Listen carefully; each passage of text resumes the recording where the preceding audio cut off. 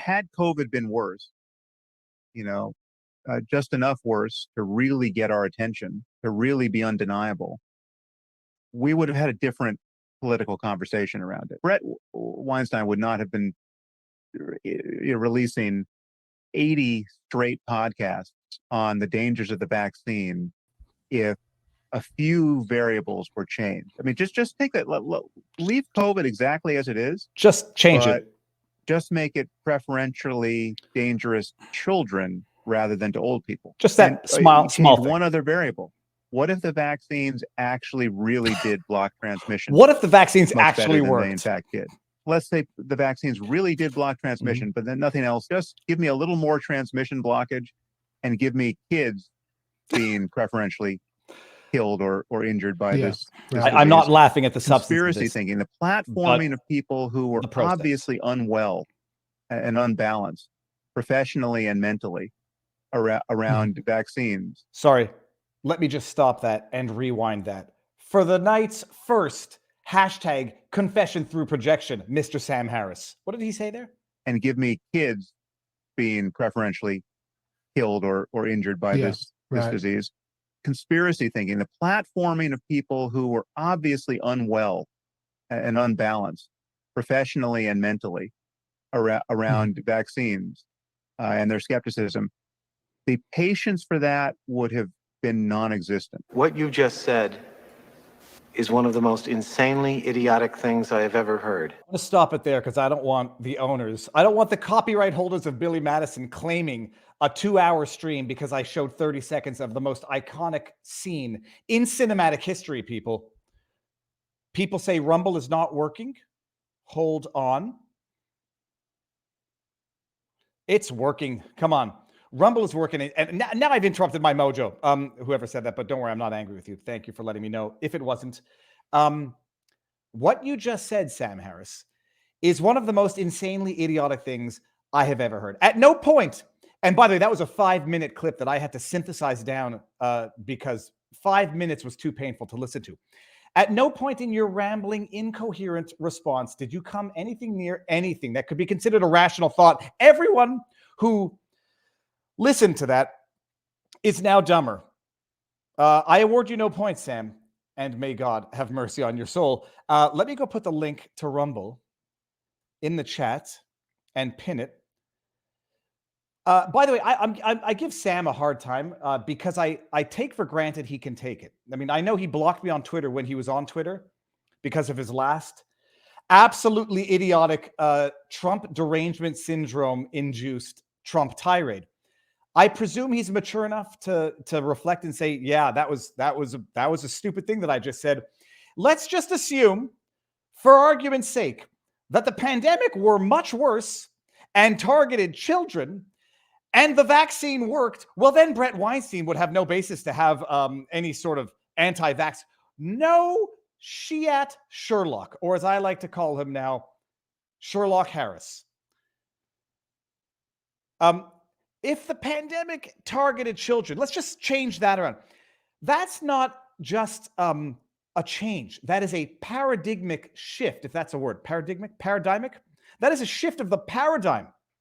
It's not like, look, not to be mean to old people. I'm halfway there now, so I can I can walk both edges of this fence. It's not to be mean to old people, but illnesses that target old people are fundamentally different than any illness or issue that targets young people. And the reason is not a consequentialist, well, an old person's life is worth less than a young person's life, because they're not, in law.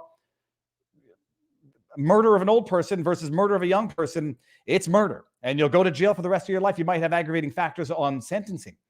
But when it comes to, illness, a pandemic that affects those who are already vulnerable and who have 6 months to 2 years left in their life, it's paradigmically different than a pandemic that affects the young that have 80 years left of their life, contribution to society, everything there. If we just change that one little detail, already off the charts stupid, Sam Harris. And I say this, you're an adult, you should be able to deal with this. If I say something stupid and I hypothesize one of the dumbest arguments conceivable, I expect to be called out on it. I will either defend myself or I will hang my head in shame and say, yeah, not my best moment. If the pandemic hit children, and if the vaccine worked, yeah, if the vaccine worked, I think we wouldn't have a problem with it, people. Oh, righty then. Barnes is in the backdrop, so I'm going to cut this a little short. Robert, you want to be in for the sponsor? No. I'll do it without Robert in here. And then when he comes in, we'll talk about it. Everybody, you might have noticed. First of all, standard disclaimers. Rumble rants, I won't get to all the Rumble rants. If you don't like that, don't give a Rumble rant. I don't like people feeling grifted, shilled, rooked, miffed, whatever.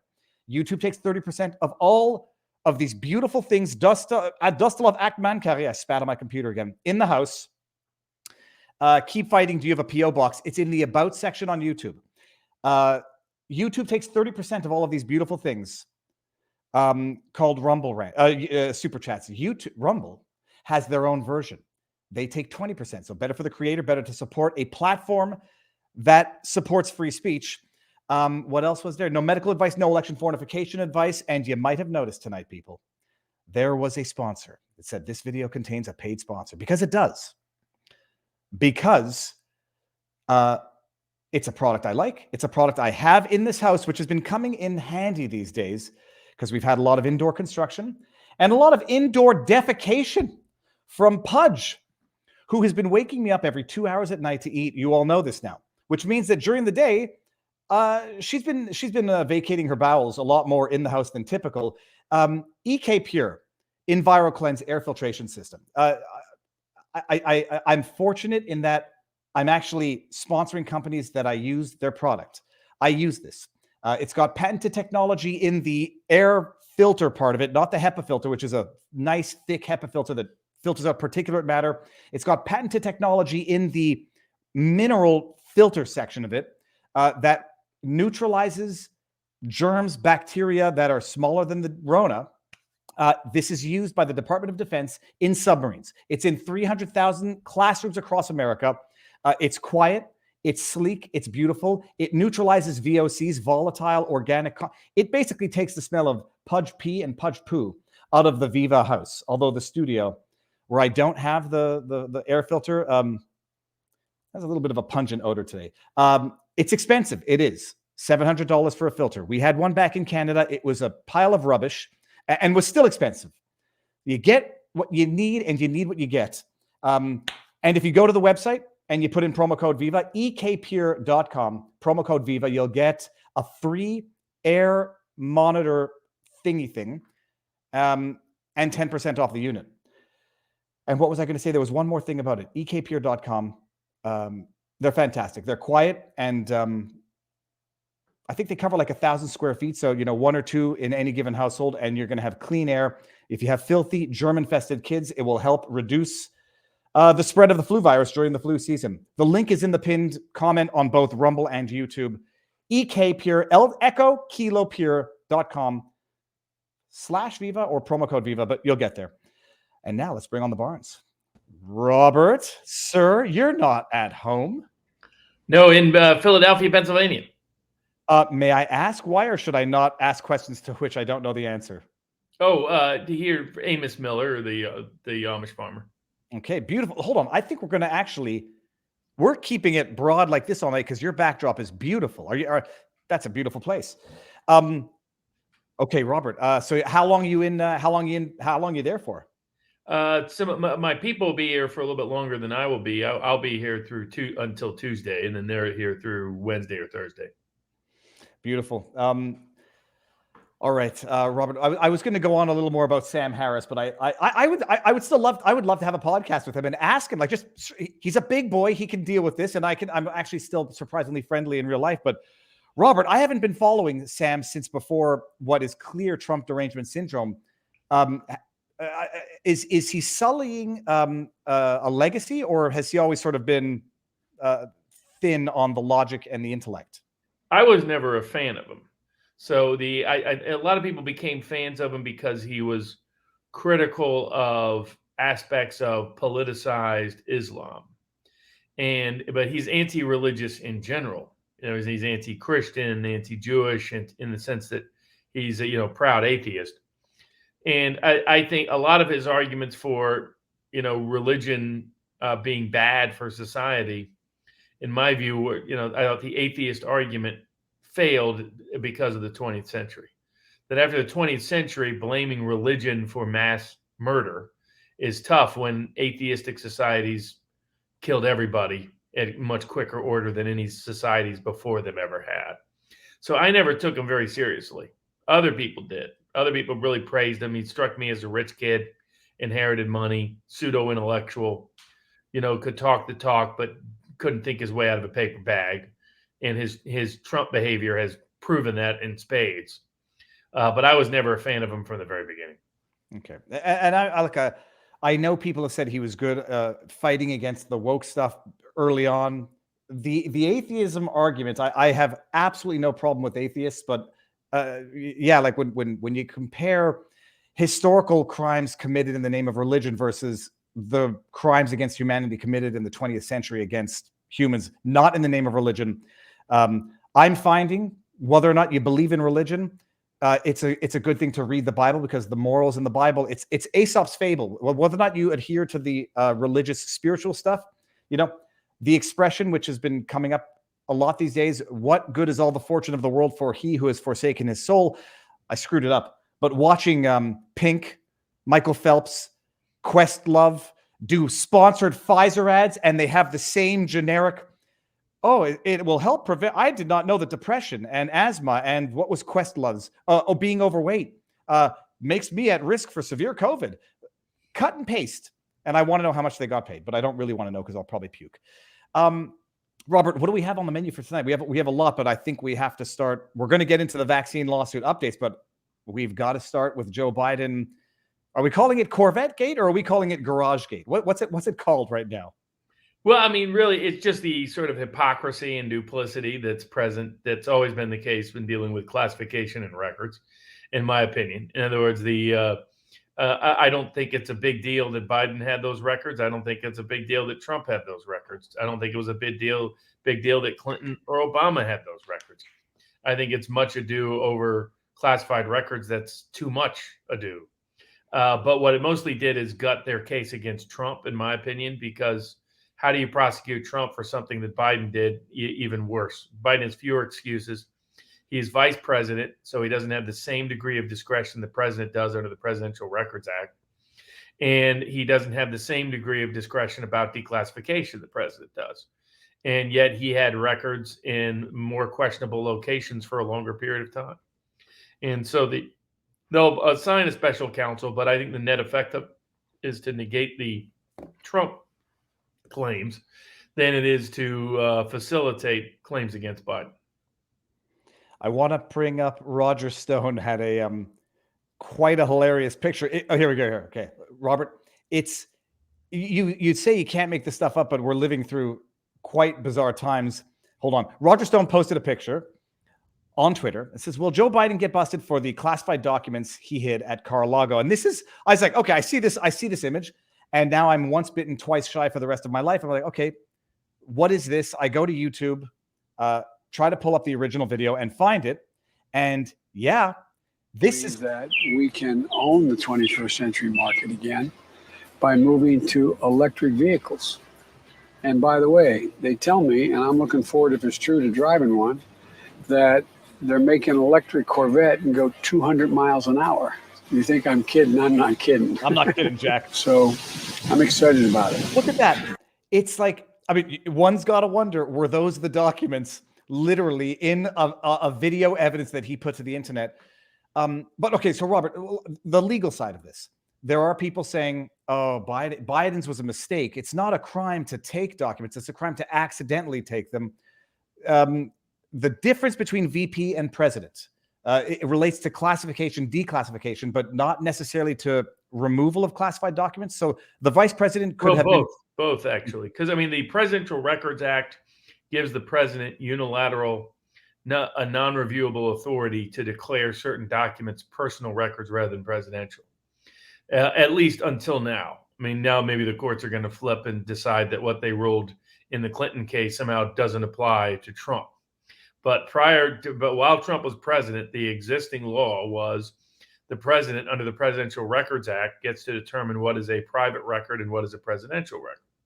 This was all after Nixon, and the goal was to change the law to make it clear that some records are presidential records that should be maintained in the archives and are not personal records of the president. But they gave the president the unilateral authority to make that, this non-reviewable authority to make that decision, at least when Bill Clinton was faced with it. Clinton took classified information with him, tape recordings of interviews he had done about classified events, and just had them in a sock drawer. And so they didn't, what wasn't the archives wasn't secure. The court said that those documents were not subject to FOIA because they were not even presidential records, because Clinton unilaterally and non-reviewably had the authority to declare what was private and what was presidential. The vice president has some of that, but doesn't have nearly the same scale of authority that the president does. The second area is the vice president can declassify certain things that he was the one to classify, but doesn't have the unilateral authority the president has to declassify anything anywhere at any time. And that's where the third difference is Trump's documents were, for all we've seen so far, secured. They were in a secure SCIF-oriented, a place made appropriate for SCIF, where you could review classified records. It had been a place of storage of classified records during Trump's presidency, and was going to be a designated facility under by the National Archives for classified material. By contrast, Joe Biden's garage never fit that definition. So the media trying to spin this, that somehow Biden is less egregious when he was the vice president, had less classification authority, less presidential records authority, and was storing the documents in a completely unsecure location and facility. He didn't even know they were there. I mean, yeah, and not only that apparently his son, there's a story that his son was paying inflated rent for the same property, which would be a way to launder money for, it'd be mighty convenient to have classified records easily accessible to your son, who can then, it's again a confession through projection. What did they accuse Trump of? That he was taking classified records to monetize it for personal political profit. It appears that's exactly what Joe Biden did do. Is it really a coincidence that apparently these documents are about Ukraine, or at least some number of them are, and that apparently his son had free access to them and was paying a ridiculous inflated rent? If that story is accurate, that would be a sign of, that's impeachable kind of behavior, because it's not that the information was classified. It's that if effectively you could launder bribes of a sitting vice president and future president by giving the money to his son, who in turn would pay inflated rents as the disguised bribe. So I think that's really where the broader, bigger concern is, in my opinion. The media looks like fools, and Democrats look like fools for preaching how holy classified documents are, to turn around that Biden just had them sitting in his garage next to his Corvette. It just guts their case in the court of public opinion, at least, if not the court of law. There was some speculation that this was an effort to push Biden out. I don't see that, because they would go at Hunter more directly. They wouldn't jeopardize their case against Trump by being the source of this. I think more of a white hat person is more likely the source of this. Let me stop you there, though, because some people are hypothesizing, and we're going to get into all of the hypotheses, that they'll take Biden out and use this as an excuse to then take out Trump, because equal treatment. Let's indict, charge, and convict. You're not going to indict Biden on this. I mean, the problem with indicting anybody on this is you'd have to indict everybody on it. I mean, Clinton didn't carefully preserve classified records. Obama didn't. Obama put them a bunch in an abandoned warehouse. So, I mean, like 30,000 plus. So the idea that they're ever going to prosecute never made sense to me. I mean, it's always a possibility that they'll go completely haywire and AWOL. But you can only impeach Biden. You couldn't indict him anyway. Or if you did indict him, you'd have to sit on it until after he was outside the presidency. I think it's always more likely that they were going to leverage his son if they want to force him out. And I know there's a range of people who think that's what's occurring now. I don't, for two reasons. One, this jeopardizes the prosecution. It jeopardizes the public perception of of Trump. There's just no way around that.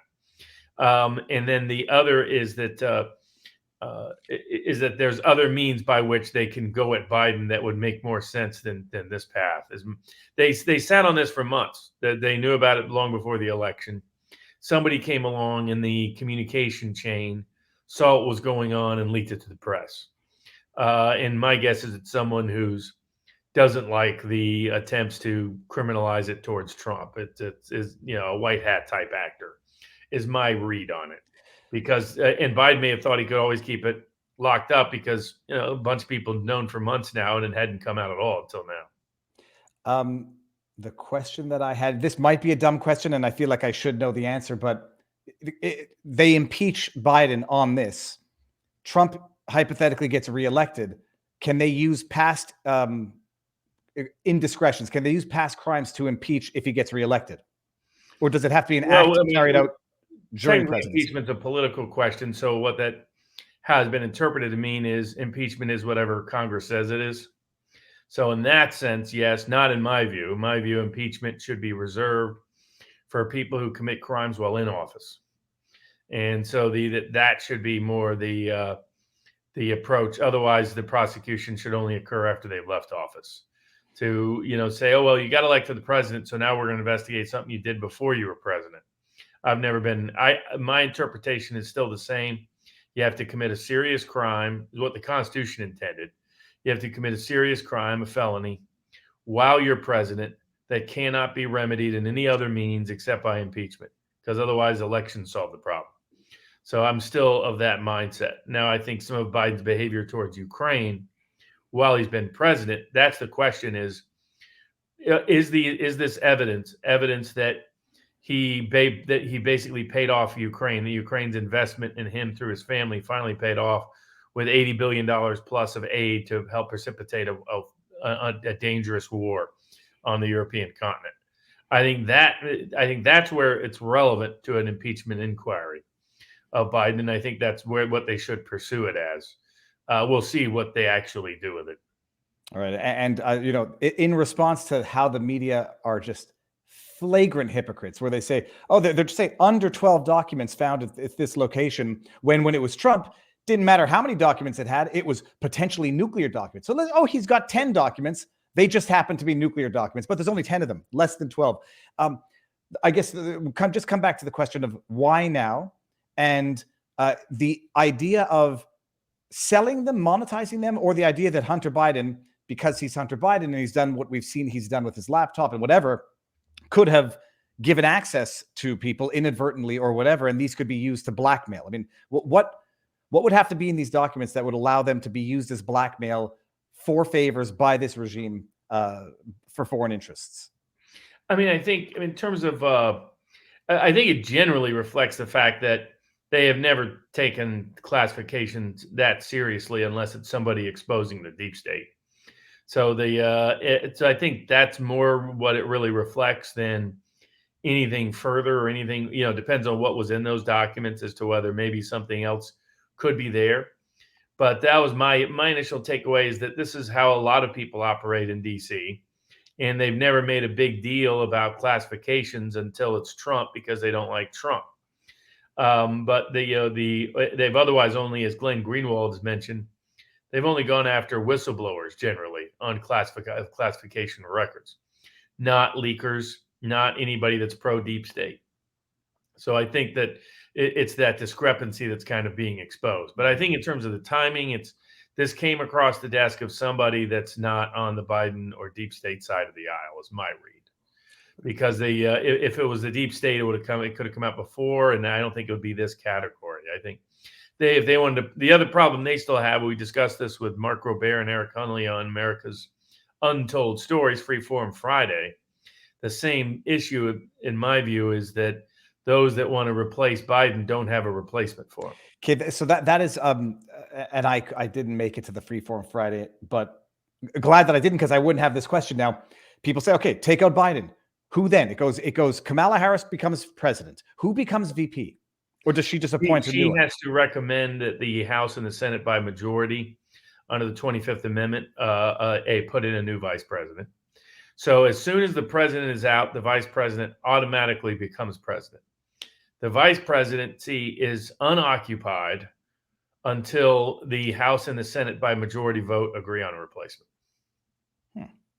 Interesting. Now I'm And with the piecing all. Republican House, that's another problem. They're going to push Biden out.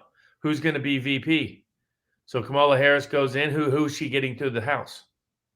I think a Republican. I mean, the idea would be it would be a Republican, and then yeah, but she's not going to do that. A Democratic president like Kamala Harris put a Republican as VP. I see no chance of that. So you might have just another stalemate all over again, and she's still deeply unpopular. So, I was the first one to say, or one of the first people to say, that you could watch for a risk to Biden by seeing these kind of leaks come out. So I get why people think it. I just don't think this particular leak was for that. And the problem they have is they just don't have a replacement, and the Republican House makes it even more complicated.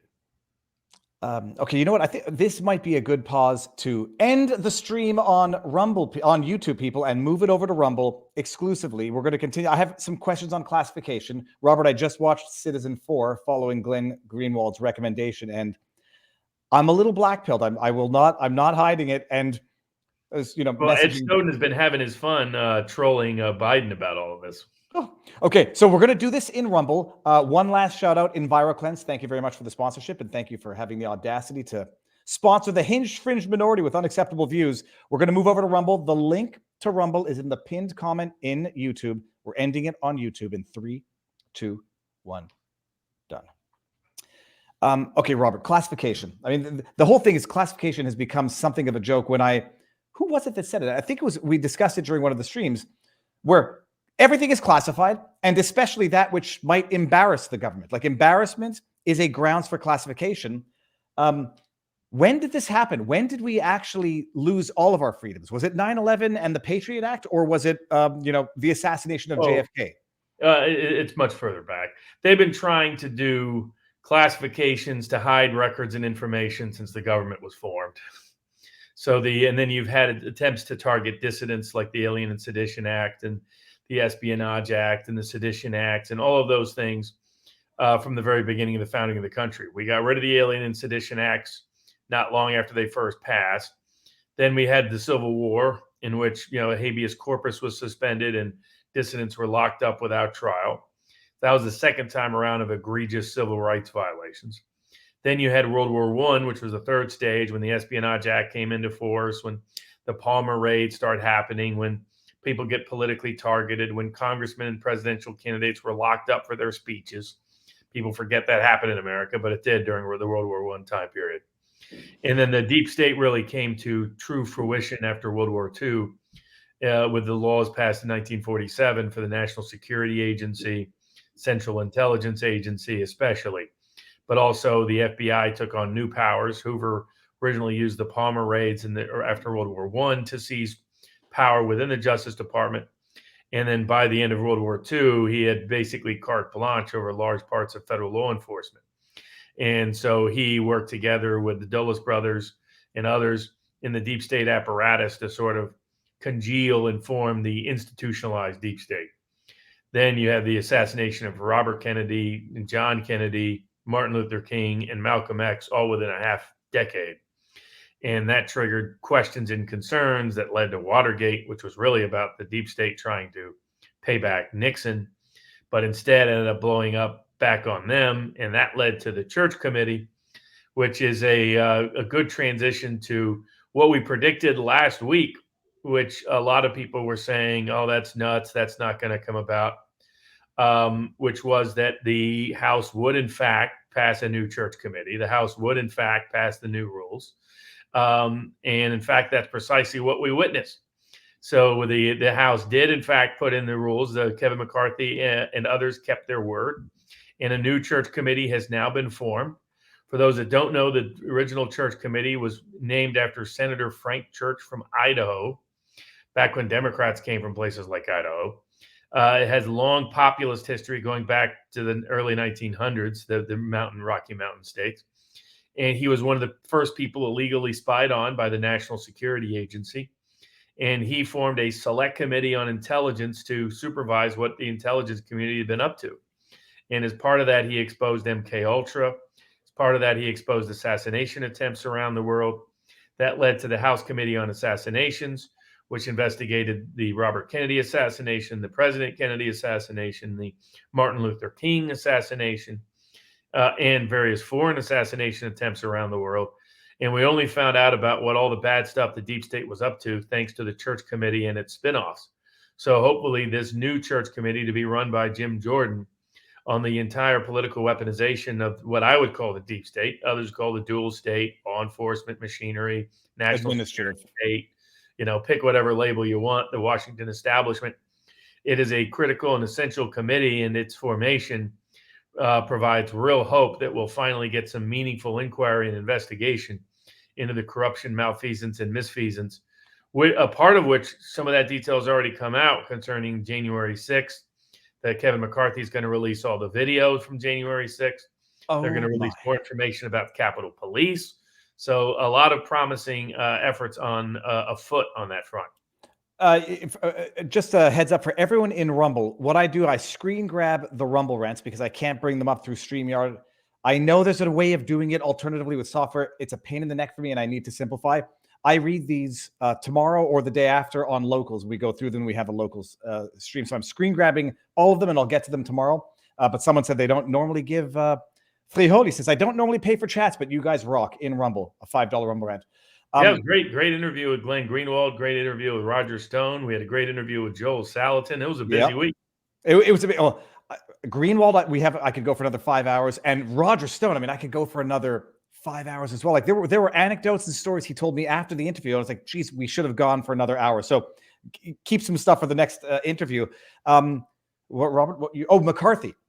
So for whatever doubts anybody had about McCarthy, he has come out from my, external perspective. He's come out swinging, but swinging hard at Schiff, at Swalwell.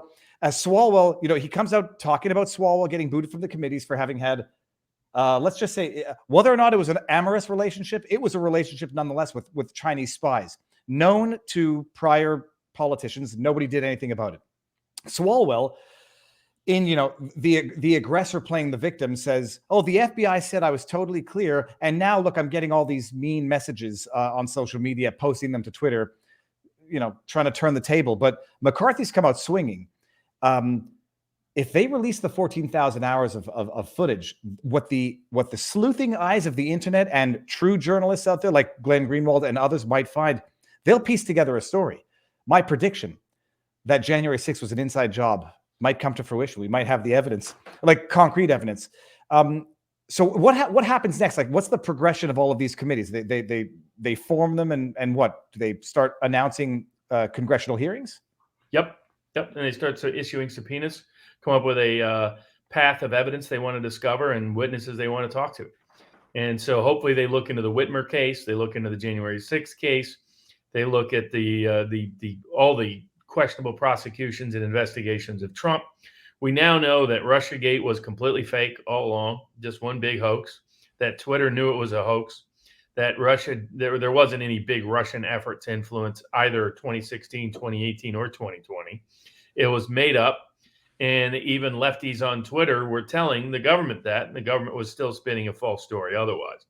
So the Twitter files continue to reveal information that provide investigative leads for Jim Jordan's committee to expose the deep state's corruption, and they're going after Trump in Russiagate, in Ukrainegate, and all the issues and scandals involving the Biden family, as well as January 6th and the bogus Whitmer entrapment. So hopefully, they got plenty of places to go to expose malfeasance and misfeasance at the highest ranking apparatus of the deep state national security state, whether at the Pentagon, the FBI, the CIA, or the NSA. So hopefully they will do so in a meaningful way that will vindicate some of the work of Julian Assange, vindicate some of the work of Edward Snowden, and at the same time appropriately expose the corruption, the deepness of the deep corruption of the deep state. Most people were shocked in the 1970s to discover what everybody was up to. They couldn't imagine that our government was overthrowing governments and getting people assassinated, was spying on people domestically, was planting things to create dissonance and dissident movements, was involved at some level in the assassination of high-profile public figures. All that came as a shock. So hopefully people will, the same sort of investigative zeal will reveal the scope and scale of corruption in the deep state today with this new committee being chaired by Jim Jordan. Does Trump make the announcement that he's going to pardon the January 6th defendants? And is it getting time to the point where the American public might support the idea of a pardon of Assange and Snowden? I think Trump has already announced his intention to either pardon or commute all the sentences of the January 6th defendants. And I think you'll see him continue to go down that path. It's the one place in the court of public opinion they've been successful. There was some partial acquittals this week. Yeah. Bench acquittals, but of a defendant who clearly never really should have been prosecuted, because it was the hardcore lefty January 6th hater, Amy Berman Jackson. And she was like, this guy's clearly so crazy that obstructing proceedings was not on his mind because he doesn't know what's going on. At least there's been a little bit of judicial honesty in some of the January 6th cases. And the others, they're striking their lawyers, preventing Norm Pattis from representing some people. So the same shenanigans, unfortunately, continue unabated in the January 6th courts, such that the only probable remedy they're going to get is from a future president pardoning or commuting their sentences. Just reading the chat here. Someone says Revolver. Mary Forbes 14 says Revolver News has great breakdown. Revolver News has the best. Darren Beatty, who we've interviewed live here at Sidebar. Yeah, he had not just Ray Epps, Scaffold Man. No one seems to remember Scaffold Man, and the pipe bombs. Robert. I followed this. We were streaming, not live but live of the day. What happened with the pipe bombs? I was in DC at the time. You were in DC. No, I remember our test. I remember our stream of the day, and then I remember feeling bad about it the day after when the news was coming out that like a police officer was bludgeoned to death. Like I was like, oh, maybe the assessment was a little bit too superficial. But no. It stood the test of time. But Robert, the pipe bombs. Do you remember about the pipe bombs? Like. People seem to not know or have forgotten. What was the deal? Yeah, I mean, supposedly someone planted pipe bombs to blow up at the at Democratic headquarters, and I believe maybe the Republican headquarters. It was another headquarters. Forget which one the other one was, but they've never found the person, never identified the person. The bombs never went off. It's not clear what was going on. I mean, a lot of sketchy activity. More evidence came out that Nancy Pelosi and to some degree Mitch McConnell were neck deep at preventing adequate security from being present on January 6th, which suggests their culpability and complicity in what took place that day. Of course, more evidence continues to come out about the FBI's infiltration of many of these organizations. So, I mean, I think the first ever hush at vivabarneslaw.locals.com was that January 6th had all the hallmarks of some kind of inside job at some level. And there's been more and more evidence that has pointed in that direction since then. I just say, like, it's fundamentally inconceivable that it wasn't something of a tolerated event, in that at the beginning we said, oh, the FBI intelligence, they were all caught off guard. They didn't know this was going to be so bad. They didn't know so many people were coming down. Nate Brody, many of you regard him as a radical lefty. He did a breakdown saying that didn't make sense shortly after that. The FBI and the mainstream media was announcing that they knew people had permits. They knew people were coming down to protest. The FBI, they were laughing at their plans to enter the House. But then it got even worse after some of these trials where Oath Keepers, it's revealed that the FBI had infiltrated this seditious conspiracy plot months before. You can't then say that you were so unaware that you were caught with your pants down the day of, when you'd infiltrated the plot months before. So on its face, it doesn't make sense, but we need, like, I don't know, something of a smoking gun of evidence, which we might actually see. All right, I had one more question about Ed Snowden, Robert, just before we get on to the other stuff. I don't know if you can answer it, and I haven't run the question by you. After the Ed Snowden leaks, and I'm watching Citizen4 getting enraged because it's not just that they treat the leaker, the whistleblower, like the criminal. They're breaking the law, the government. On the substance, they're breaking the law, and on the procedure, they lie under oath. Did anything come of it? Because I had not yet been born then. After these hearings, when these government officials lied about the surveillance, black and white, did anything come of it? Did anything good come of what Ed Snowden did? Well, good, yes, and the public became aware of the scope and scale of spying and surveillance being conducted by their own government on them. And that led to some governmental reforms to restrict that to some degree. So mostly it was the court of public opinion. some positive action taken by some government agencies. But for the most part, the government and the media responded by just attacking Ed Snowden. I know you see the clip of Obama in the documentary saying, "I was going to do these changes before. We need to reassess, but not through illegal leaks." And then you have Obama at the say a scandal-free presidency, outrageous, in your face gaslighting. All right, Robert, what do we move on to now? Speaking of the Twitter files revealing the deep state and the collusion of all disgusting entities to usurp our rights and liberties, Elon Musk also, is he scoring a victory or is he scoring a loss by forcing the class action to go to individual arbitration? I was trying to determine who has to pay for the arbitration, if it's strictly Twitter or they have to split the costs. If they're going to go, for everybody who doesn't know, class action of some of the employees who were forced to quit because they didn't click on that little yes, I accept to work hard at my job, and they were contesting their severance or the termination through a class action lawsuit. And the judge said, no, you're contractually bound to go to individual arbitration. So off you go. But this is exactly what happened with, I think it was Owen Benjamin. Who am I thinking of? Yeah, Owen Benjamin and Patreon, where it's not necessarily the victory to have to arbitrate individual claims for cost and et cetera. Not that Twitter has to worry about it. What's your take on it? I know I'm not sure how you feel about arbitration clauses, but I think you don't always like them. Yeah, no, I don't like arbitration clauses, and I think they're meant as a means to circumvent juries determining cases. So now in this, a lot of people have gone to arbitration to prevent class actions, and so the courts have generally green-lit that. I'm not a fan of that either, but contractually, that appears under existing law, that appears to that Musk's position was the correct one, in that they had waived their right to bring a class action claim and had agreed to individually arbitrate their claim. To my knowledge, Twitter pays the cost of that because in order to make it legal under California law, in other places you can force people to pay for the arbitration cost too. I don't think that's the case in this instance, but it's a win for him while he's also facing a big shareholder class action where he was saying that because of the recent politics issues connected to Twitter, that San Francisco, the Bay Area, can no longer be an impartial jury pool for any Elon Musk case because of the politics surrounding Twitter over the last several months. So he has moved to transfer that case to, or at least, for jury purposes, to Texas out of the Bay Area because he doesn't believe he can get an impartial jury out of the Bay Area due to the political controversy surrounding his ownership of Twitter. All right, interesting. Robert, just one question actually came from the Super Rumble rant, and I just noticed it. It's from T. Gaggiati, $5. He says, Barnes, how does Jim Baker get a job with Twitter where he suppressed the Hunter Biden laptop after serving the same function at the FBI? How does he get the job, period? I mean, I think we're gonna know the answer. It's a seamless interaction between big tech, the Pentagon, corporate America, Wall Street, and government.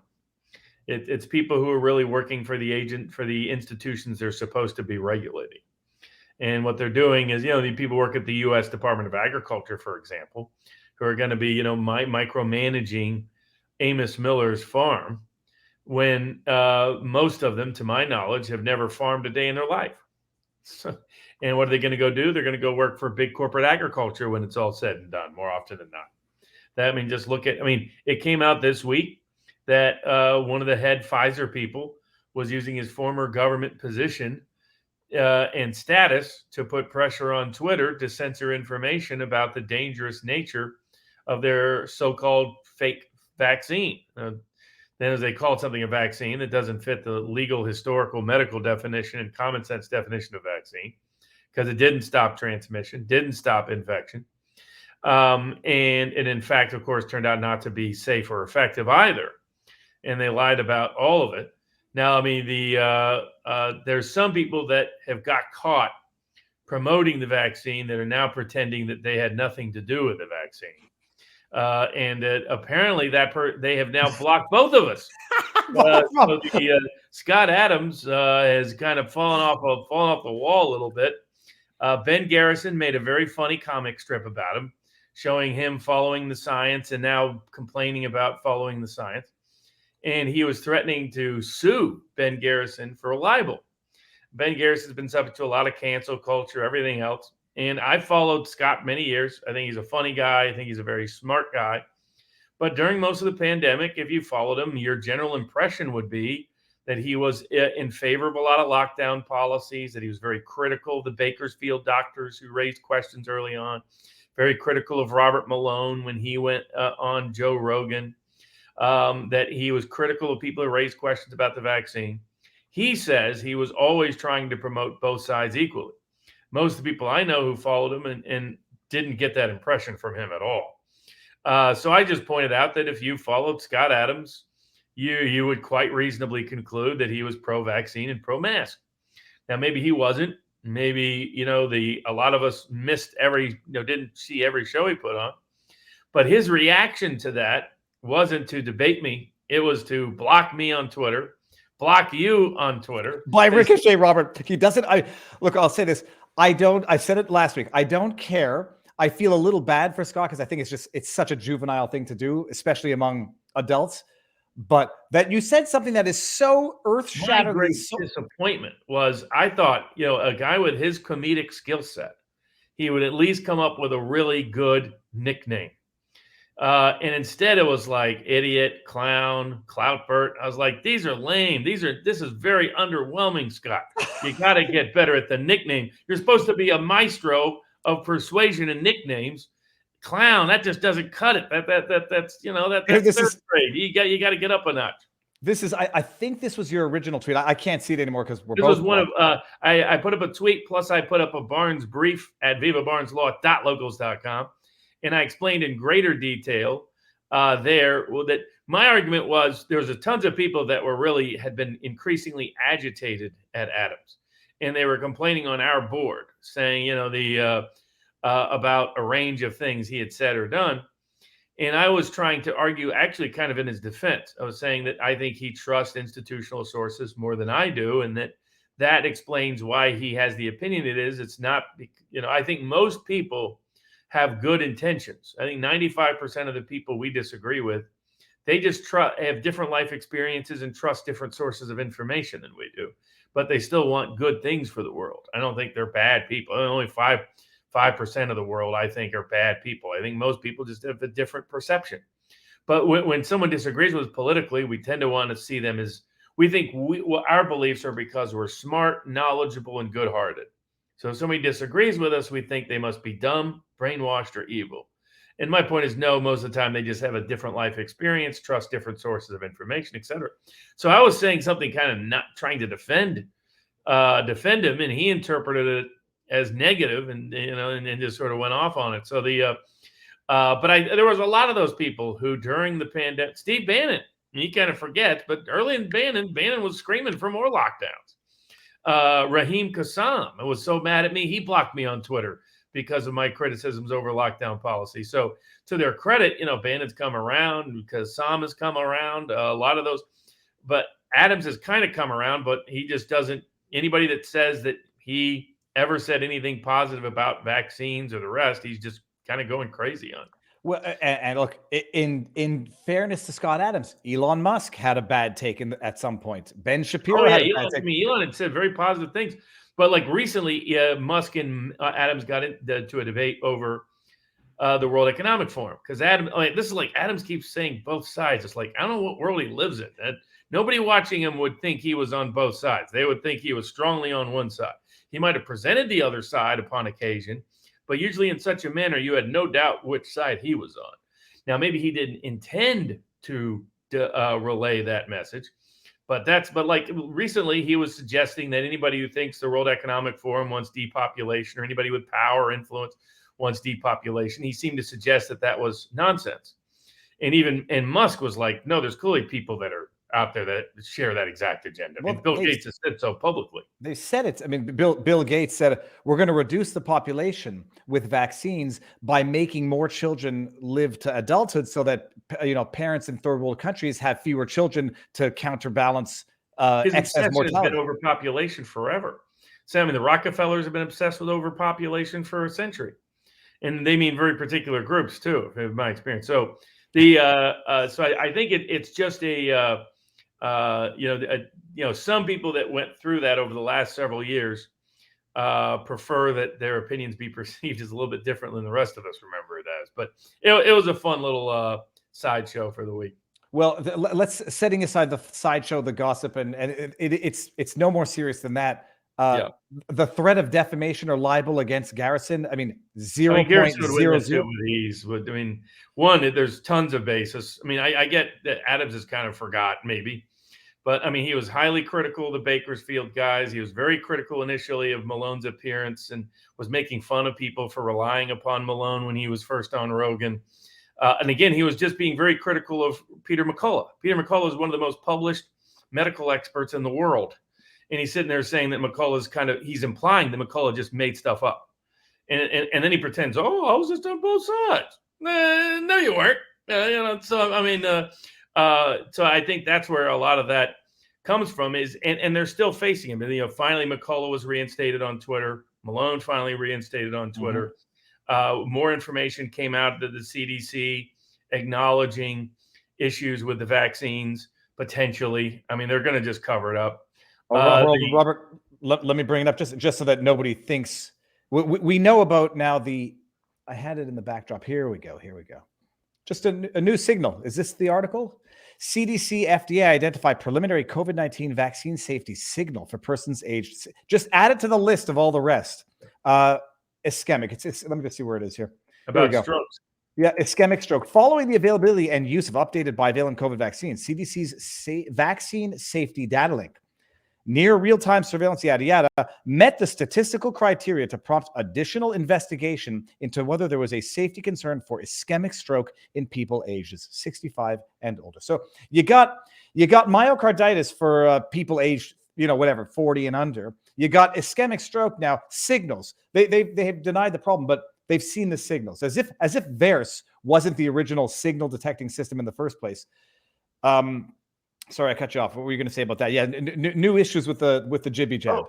Yeah, no. Unfortunately, the case we were waiting on, Children's Health Defense in Waco, Texas, the judge decided that we can't sue the FDA.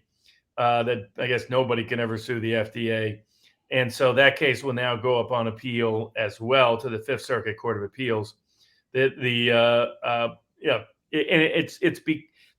greater concern that continues to grow around the globe is that this public health disaster is going to cause complete collapse and confidence in public health institutions if they don't correct it. And I think the courts are missing it by not getting involved. Now, there was a good decision by a New York state court that found the vaccine mandate imposed on state employees was arbitrary and capricious, given that it did not stop transmission or infection.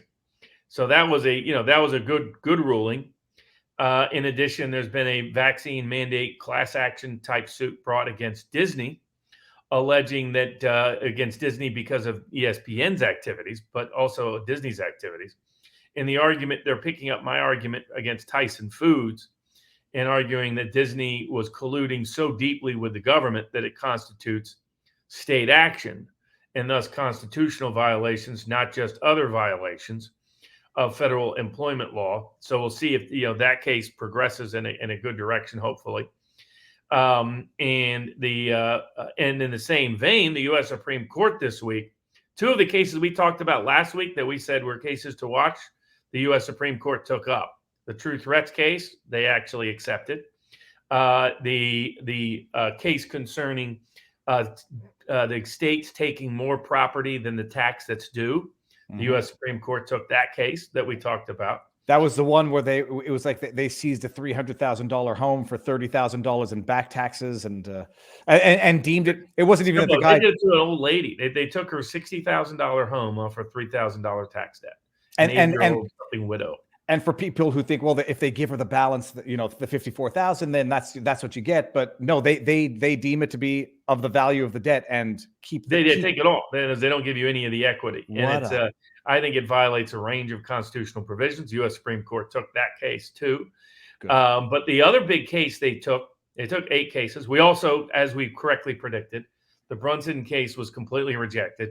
There was no dissent, no concurring opinion, all that stuff that they were trying to pitch and push, that I got blowback for saying, look, this case has no possibility of going anywhere, and that they're misrepresenting the nature of the Supreme Court's activities and interactions with them. I got people, coming at me for it. Well, that's exactly what happened. Supreme Court dismissed their petition, and nobody suggested they wanted to take it at all. Whereas the two cases we talked about, they did take. The other big one they took is about religious discrimination, and it has broad impact in the vaccine mandate context, even though it's not a vaccine mandate case. What it is a Christian employee, U.S. postal worker, didn't want to, I believe U.S. postal worker, didn't want to work on Sundays because that's when he went to church. They said that they could not make an accommodation for him. What happened is the current civil rights laws say, under both disability discrimination and religious discrimination, that the employer does not have to keep you employed, even if accommodating your religious beliefs would normally require it, should it be a, quote, undue burden, and that no reasonable accommodation is available. Now, the Supreme Court used some language back in the 70s that suggested that that was a real low standard for employers to cover. The courts have been split over what that means. And what's happened is courts have lowered the standard so much that they consider basically almost any burden, anything beyond a minimal burden on an employer, to be an undue burden. Almost any accommodation to be an unreasonable accommodation. Now, what they've been doing is gutting the law, making it very tough for people with disabilities who've been discriminated against or discriminated against for religious reasons to win their case. So the fact the U.S. Supreme Court took this, the three conservatives, Alito, Thomas, and Gorsuch, have already voiced concerns about the misapplication of the undue burden doctrine. Now they took it, tells me they're going to overturn those prior decisions and clarify that undue burden means undue burden. It means some serious, severe, substantial burden. And here we have analogous law from the quarantine context, as Dershowitz conceded to me in the debate, which is, in that context, the standard is there clear and convincing evidence that the person poses an imminent risk to the well-being and safety of others if they don't take the vaccine. That should be the same standard in the employment context. An undue burden should be a burden that makes it economically non-feasible for you to compete or something like that. Not just, somebody doesn't have to work on Sunday, so we rotate some shifts. Not, they get to work from home and that's a little bit of an annoyance on one day out of the month or something.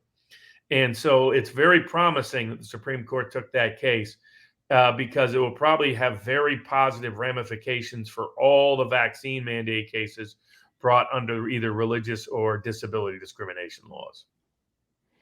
Very interesting. And I was just looking up, I don't think I'll pull it up, but the True Threats case is a guy who posted some alleged threats to a musician on Facebook, and the jury was not allowed to decide whether or not he intended them to be truth. I want to try to get the statements just to get the examples. Because a lot of the statements were kind of, were like self-reflective more. I mean, it was more like, there's one or two statements where he says I might as well die and stuff like that.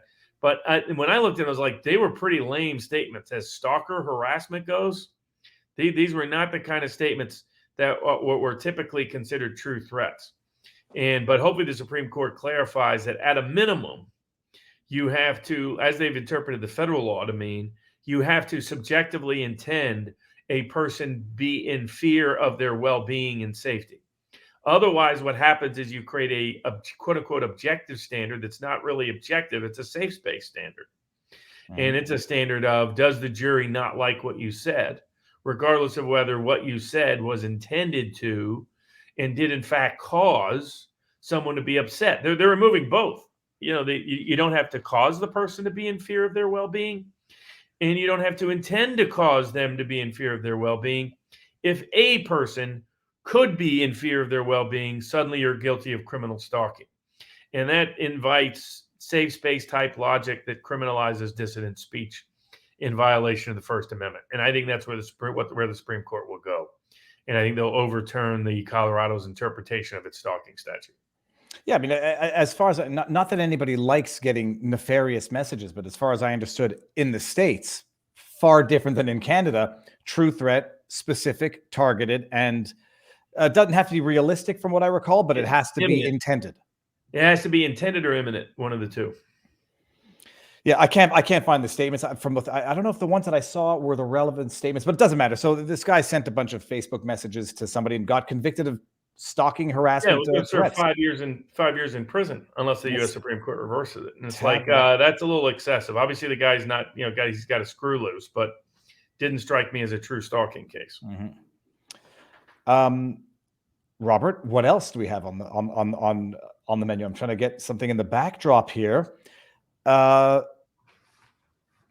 trying to remember from our locals poll. I remember the Biden one was number one, vaccines, but I'm trying to remember what was number 2 or 3. Hold on, let's race you to locals.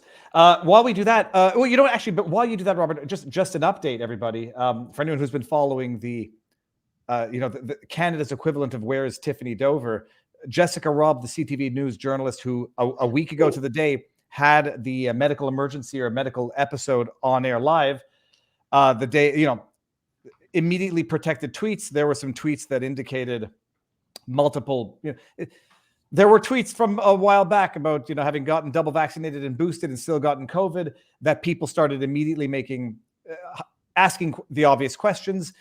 Twitter account gets protected. People get blocked. CTV News issues a generic sort of statement. We don't. It was a private. Don't want to share medical information, but we know that it wasn't anything related to the jibby jab. To which I said that's something. Set aside everything else. Like, this is a very public incident of in the context of a very public position on a very controversial subject matter right now, where hypothetically employers could be held liable for hypothetical injury if indeed the injury was sustained from something that the employer mandated, which, from what I understand, Bell Media, the company that owns CTV News, did in fact mandate. And you get the employer issuing a statement saying, we don't know what it was, but it wasn't this. And then silence, pretty much radio silence for the rest of the week, during which I personally got emotionally invested in this because it was a traumatic thing to watch. And I wanted to make sure that the individual was all right. And we weren't getting any information to that effect. Seems that she's okay. Apparently she did a report 2 days ago promoting a horror movie. A Canadian guy made a horror movie in Alberta.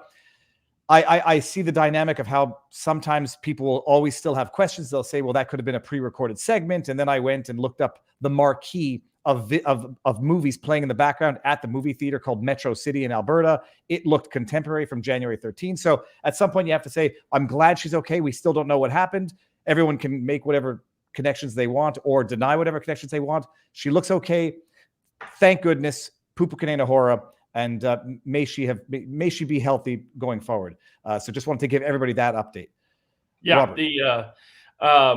The other case that was big in the polling at locals.com was a case I was involved in, which is Children's Health Defense, along with a range of others, have sued the Trusted News Initiative and the Washington Post and CNN and several of the big media networks on the grounds that what this was a cartel to drive out and deplatform their competition. And so they brought it as an antitrust claim in Amarillo, Texas. And the claim is that the big tech, big media collusion was an illegal effort by big media to monopolize certain aspects of the news space and to incentivize censoring their competition, often with bogus fact checks. And so it's a interesting suit. It was drafted by a Yale professor and some others and was filed in Amarillo this past week. And they're trying to go at the censorship collusion. Bobby Kennedy currently has a suit against Facebook before the Ninth Circuit on Facebook acting as a state agent in colluding to censor. He has a suit against Elizabeth Warren for colluding with Amazon and others to try to censor certain book materials. And now is going right at the media for its mass efforts to collude with big tech. So it's continuing to try to give the courts an opportunity, much as in the vaccine context, to fix these issues. We'll see if they get involved. So far, the district court level, all these cases, they have not got involved. We'll see what happens with this case in Amarillo. But it's a very well thought out and crafted suit against big media for its efforts to collude with big tech to censor their competitors. So brought under the antitrust laws. Robert, I mean, we've talked about the Brooke Jackson whistleblower, but it might be a good time to refresh and allow me to ask some more questions, and as much as you can discuss it. So Brooke Jackson has filed. Who's she suing? She's suing who's she suing, Robert? Now I'm getting confused. So she brought what's called a False Claims Act or a key tam claim, old equitable claim. So technically, the United States has sued Pfizer and related companies. She has brought it on behalf of the people of the United States. Now, she has her own separate claim for wrongful termination that is brought in her own name. But basically, the main claim is the United States versus Pfizer. That is in the possession of the court on a motion to dismiss. The court has continued to delay discovery and stay discovery. And we're seeing why Pfizer doesn't want discovery to occur, because in these other FOIA cases and in places around the globe where information has come out, more and more damning information continues to be disclosed about what Pfizer knew, when it knew it, and how it hid that information from the public. And so her case would be the biggest case. Question is whether the court, with all these courts, are they willing to step into the breach, have a full public, meaningful discovery and trial, and get to the bottom of this. So far, courts have mostly not done so. They've deferred to the Defense Department. They've deferred to the FDA. They've deferred to the CDC. So now they did step in this week again on the vaccine mandate context. The court stepped in and affirmed once again the vaccine mandate injunction, preventing the vaccine mandate for federal contractors, for federal employees. The Defense Department formally and officially revoked its vaccine mandate after Congress made them do so. Now, there's still some vestigial litigation over past discrimination related to the vaccine mandate that is ongoing in both the military context and otherwise. Also, it appears the Defense Department's trying to get around inactive, to continue to impose it on reservists on the grounds they're not in active duty. We'll see how that progresses, but there's several suits pending there as well moving forward. But her case is one of the biggest cases, but we'll see whether the courts have the willingness to step in and have a full, meaningful trial on these cases, because so far the courts have shown unwillingness to do so. Well, that's putting it mildly. Now, if you can elaborate, or I think all of this is alleged, and if it's not, you'll tell me what you can and cannot discuss. The nature of her whistleblowing, was it testimonial? Did she have pictures? Did she have documents to evidence her allegations? The way that typically works is you often have just information rather than the evidence. But in her case, she also had evidence. So typically what happens is a whistleblower sees something, and what makes it unique to key tam or False Claims Act is that it's the government that's defrauded, or in reality, more the taxpayers. Mm-hmm. And so when the taxpayers have paid money for something and you've witnessed information that says they shouldn't have, you can bring a key tam claim, and you're potentially entitled to part of the recovery. And so that's how that typically works. And now in her particular case, she not only had verbal testimony, but had emails, had photos, had documents. She had all of that as well. There was also expert testimony from ex-FDA people who said the case is a credible case, and so forth. And clearly her accusations have been proven more and more true as we've moved forward in terms of inadequacy of information, the fact that the drug is not safe, not effective for many groups of people, that the rewards exceed the risks, as more doctors came out and said this past week, including in Britain and elsewhere. Britain, Israel, I think there was another one, I want to say in Russia, or maybe the Middle East, Syrian maybe. But I mean, from more and more places and more sources, you're seeing more and more doctors and medical professionals and more people to get access to the data say we should stop this. We should not continue to mandate this. We should not continue to even issue this. We need a halt to assess safety, because clearly safety was never adequately assessed in the first place. So everything she has said has really come true, and it's sad the government didn't openly pursue it itself from the very get-go. Robert, I mean, is the reality of this, however, that the politicians, the experts, are too deep in there was a prior chat or a comment, super chat, I don't remember, where it said, had this been any other drug, they would have pulled it from the market immediately. Is it the fact that everyone is just too far into this, call it whatever you want, to pull back now, where if they do pull it, if they do suspend it, pause it, it'll be an admission of culpability. And in 2 years' time, we're going to be seeing these ads on Fox News. Were you forced to take the jab between 2000? I mean, is that where we're at right now? I mean, there's a lot of reasons why they don't want to do it. As a general rule, they've never wanted to second guess vaccines. Vaccines are kind of the holy mantra of the FDA and the CDC, even though there's lots of reasons to question whether or not a lot of the vaccine hype is more hype than substance about other vaccines as well. But so you compound that with their unwillingness to recognize they made any mistakes in the COVID context, period. You combine the two and you have where they're at. And so you have people like Joe Rogan, who was talking with Brett Weinstein, I believe, this past week, who was talking about, or at least the interview was published this past week, talking about the need to forgive these individuals and so forth. But how do you forgive individuals who refuse to even admit they did anything wrong? And so that's really where the problem is. Now, hopefully, as part of these committees' investigations, Senator Ron Johnson was on today with Chuck Todd, and Chuck Todd was whining and complaining about everything, of course, as he usually is. The sleepy eyes, I think, is what Trump's nickname was for Chuck Todd. He had some other ones too.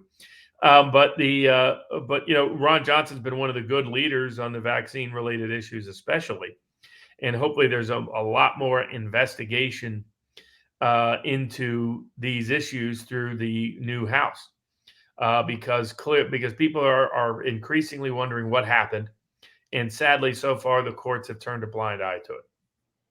I was saying earlier, that going back somewhat to the Scott Adams depopulation of elites. I'm not saying this to be like say something I'm not saying something by saying I'm not saying it when I'm saying it. I'm not saying it. If someone were to write a dystopian novel about how you go about achieving world depopulation, and the step one would be, you force young people to take a shot that causes severe life-shortening problems, potentially reproductive issues. We don't know, but now we know that it interferes with women's menstruation. You cause the harm at that level, and then the ripple effect is that people become skeptical of otherwise functional, perfectly safe, or within the realms of safety, functional vaccines like. I don't know. I can't think of one. Tetanus. Some people start, cutting their fingers, metal detecting. They're not going to get the tetanus shot because it's a vaccine. They start dying. So you get your double-edged sword, achieving your goal. That's how one would want to draft the book if they were trying to achieve that goal with that in mind. But Robert, I want to just bring this up because I want to get back to, Brooke Jackson, what she saw, and another study. I've been told that the fact that it's published in National Library of Medicine doesn't legitimize the study, but and I have to see where we're at in terms of the reading of this. But this is August 2022. Serious adverse events of special interest. Still don't really know what that means, but I suspect I know what it means. Following mRNA COVID vaccination in randomized trials in adults. Robert, from what I understand, goes back to Pfizer's original trials, and it comes to the conclusion the numbers are just astonishing. And this is a second review of the initial findings. Pfizer and Moderna vaccines were associated with an excess risk of serious adverse events of special interest of 10.1 and 15.1 respectively per 10,000, which comes to 1 in 800 and change. Now we know, and I think we've shared this link on Locals.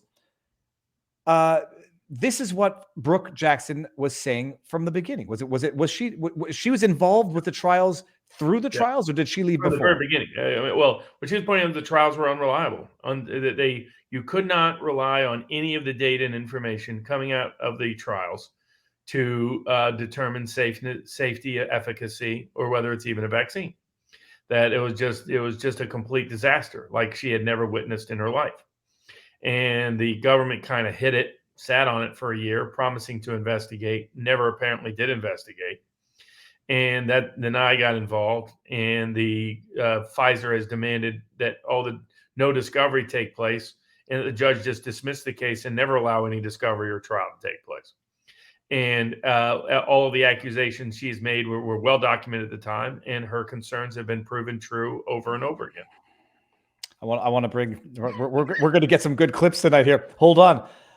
Someone in the chat in Rumble. Let me just get the comment in our Rumbles. It was a tip from Targo. No, it was not from Targo. It was Don's wife.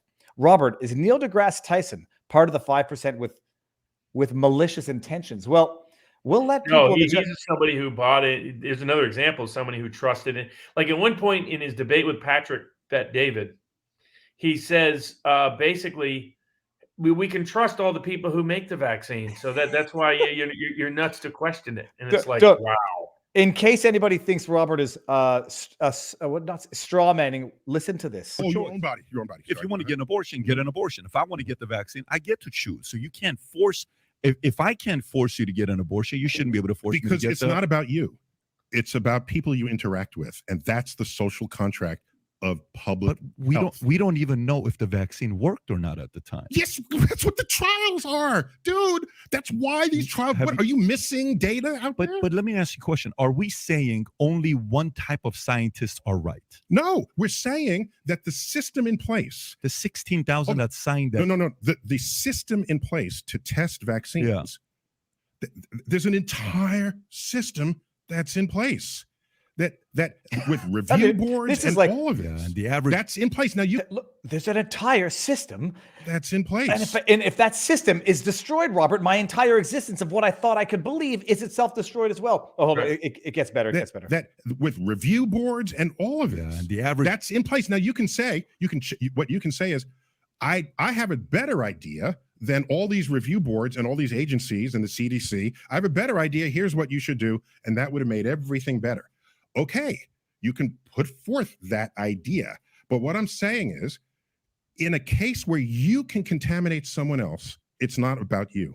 It's about the collective. You're assuming health. You're assuming because somebody can take the vaccine, won't get COVID, which, by the way, I don't need to play the clips for you to see it, where everybody said, hey, if you get it, you're not going to get, if you take the vaccine, you're not going to get a Rachel Maddow, Joe Biden. I can give you Fauci. I can give you, and you've seen these clips before. It's not like you've never seen it before. What happened? They were wrong.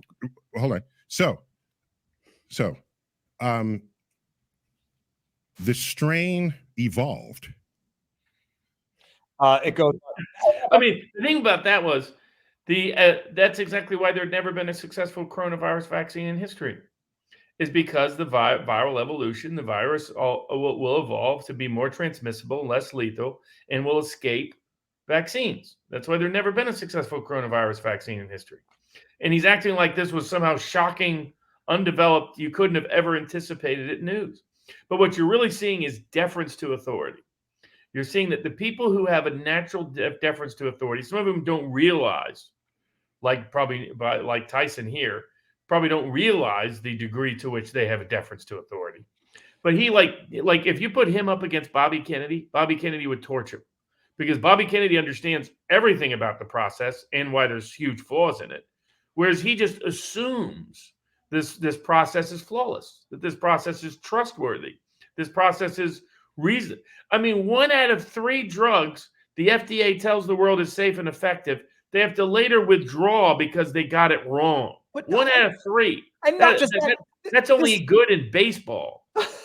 But and also, there's a system in place. Yeah, and that's why Pfizer and Johnson & Johnson were ordered to pay billions in dollars for concealing the harmful effects of their medicines. I mean, yeah, the biggest criminal operations in the world, as Bobby Kennedy often points out. Nobody's been more criminally fined in the history of the world than Big Pharma. Robert, right? So they have a proven it. Like I said, you're taking the word of a criminal drug dealer who had no no incentive to really, or very little incentive to worry about safety and efficacy, because they had no skin in the game. If it turned out that they were killing everybody, so what? They can't be sued. And they were given guaranteed profits, just huge guaranteed profits by the government, just writing them check after check after check. For many of these drugs, they're going to have to throw out the door because nobody wants them now. So this was a system designed to fail. And what you see in people like Tyson, what you see, or what you saw in some of the reactions of people like Scott Adams and others, was, to some degree, probably their shock at how utterly unreliable and untrustworthy these institutions always have been. Mike Cernovich, recognized, he goes, I got how he got, mistaken on Bill Gates. That's somebody that, Adams frequently defended. And it's like, what world do you guys live in? Bill Gates is a James Bond villain. You just know the guy from his tech days, when he was hated as a nasty monopolist, to realize what a dangerous individual this guy is, to be co-opting medical and public health for us. And as Dershowitz agreed, it can't just be public health. And by the way, Tyson's principle makes no sense unless you assume that the human life has no value in the womb, right? Because if collective health matters, then the life of the in the womb has to matter, doesn't it? He's just assuming it couldn't possibly have any value, right? He assumes that, you might be able to give COVID to someone. Well, that's never been our standard for forcing anything on anybody. Giving a quarantine. It has to be clear and convincing evidence that unless you take the vaccine, you pose a substantial risk of severe harm. And again, Dershowitz, big pro-vaccine guy, ultimately conceded that's the appropriate legal standard in this context. Nike 7 with a $1 Rumble Rant, and Pirate Fish in a $2 tip in Viva Barnes are talking about a Taiwan study showing 17.1% cardiac abnormalities in young post. People, yeah. Because a lot of people aren't going to know. The problem with myocarditis is you don't necessarily know you got it from the vaccine. And you often don't know you have it, period. And so one of the concerns is the long tail risk, because mRNA is a delivery mechanism of a medical drug we've never used on this scale before. And that was the problem. One was there's never been a successful vaccine for coronavirus in history. Problem two was you're giving drug companies all the incentives to rush it and no incentives to be careful, because there's guaranteed profits and no risk for liability. And then problem number three was you're using a technology, an mRNA technology we've never used before on this scale. And you combine those three things, everything screamed red flags, and people like Tyson and others just ignored it because they trust the great CDC, the great review board. Bullshit. It's everyone's pointing the finger of responsibility. But Robert, I wish I wouldn't have to. I'm neurotic in general, people, and I have the fear of death in general, people. But this is, I suspect this is the article. I'm going to read this afterwards. Changes of ECG echocardiogram parameters after BioNTech, that's Pfizer, in the senior high school students. And I think I saw the number 17.1 in there somewhere. There it is. So it says the male-female ratio in total, 17.1 had at least one cardiac symptom after the second dose, mostly chest pain and palpitations. Oh, it's just I'm not going to swear. Last week I swore, and someone didn't like me. I won't swear. Well, I guess life could be worse. You could be Hunter Biden's kid, and Hunter Biden is petitioning the court to prevent his son, who he's been adjudged the father of, from using his last name. I've never heard of such nonsense. Robert, make it make sense, because I've heard of kids wanting to change their last name. Say, don't call me Biden because I don't want to be. I've never heard of such a thing. Is it what's the word I'm looking for? Is it preposterous on its face? Not necessarily preposterous, but the laws are designed for people who want to add their name to somebody, not someone who wants to take it away. So you rarely see someone file a petition to say, don't allow this person to have my last name. Because in many states, it's presumed that if you're on the birth certificate or you're a judge, the father, that's it. That's the person's last name, period. So, but typically, if you want to change a name in general, if the kid doesn't want that name change, or if a parent doesn't want that name change, then you have to petition the court and show why it is in the kid's best interest that name change occur. What would be his argument? That I'm such a disaster of a human being and that my father is such an idiot that nobody would want to have. I mean, here the mother and the child have chosen the last name Biden. No, he's going to say he's been adjudged Biden. So I don't think it is in the child's best interest to have his last name removed from him when that appears to be his mother's choice. I could imagine it might be in the child's best interest to have the name removed because maybe it will attract unwanted attention of an international type. But who knows? Maybe Biden is common enough that it wouldn't be identifiable. Yeah, that's I couldn't. I mean, just couldn't understand it. It's unless he's invoking the benevolent argument. Look, my name is so notorious. That's the only way he can do it legally, as far as I know. You have to show the court that it is in the child's best interest that he not have that particular name. And so it reminds me of the Johnny Cash song, "A Boy Named Sue." You know, he meets his father towards the end, and his father tells him he named him Sue because he knew he wasn't going to be there and he needed to be tough. But I mean, I just don't see why the ability of someone. It shows the aristocratic mindset of the entire Biden family. That even though I've been judged your father, I refuse to recognize you, and I want a court to say you can't be recognized as my son, even though I'm legally recognized as your father. I mean, it really shows what Biden runs around pretending to be a family guy. There's nothing about the guy that's a family guy.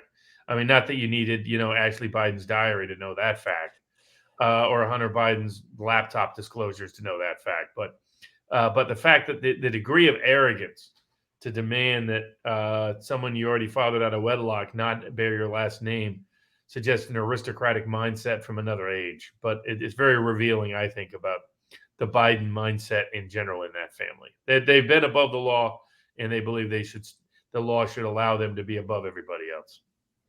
Robert, what is the one of the cases which was on the list, the woke versus religion at school? Have we talked about that?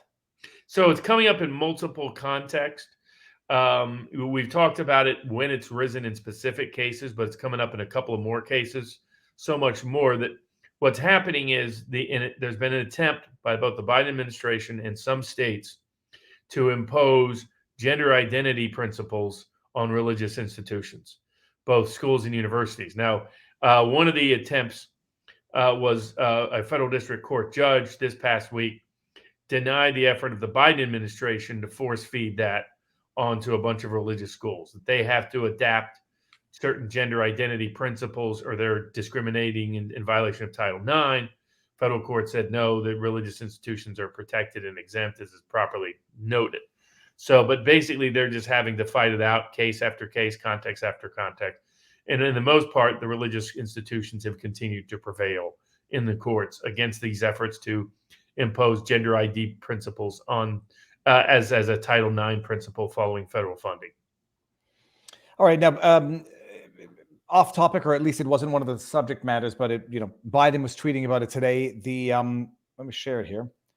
The student loan business. I mean, it's going to go back to one of my principles of life, Robert. Let me make. We're looking at it. We see the same thing here. Yeah. Let me make one thing clear. Despite Republicans' officials' attempts to block student debt relief, my administration is confident in our legal authority to carry out the plan. We'll keep fighting to get millions of Americans the relief they need. I always say, like, when someone prefaces something with "let me be clear," what's going to follow is going to be rubbish. First of all, I say it's going to be rubbish and misinformation. I'm not being partisan here, right? It wasn't any Republican officials that put an end to it. It was the courts. Am I wrong about that? Right. Yes, correct. And so the argument is that he does not have the authority to carry the money. What do they call it? The purse strings. Has something changed that he's putting out this tweet, or is this just rallying up the base for unlawful executive order overreach? I think it's rallying. Particularly, he had a bad week because of the documents being discovered. So he's just trying to rally the core Democratic base. All right. And Marjorie Taylor Greene, now that they're setting up their committees, is Marjorie Taylor Greene going to be on committees that we know of yet? Don't know which one she's going to be on yet, but hopefully Matt Gaetz was on Tim Pool in a good interview on Friday on Timcast. And I mean, he clearly has a much greater platform now because of what's taken place.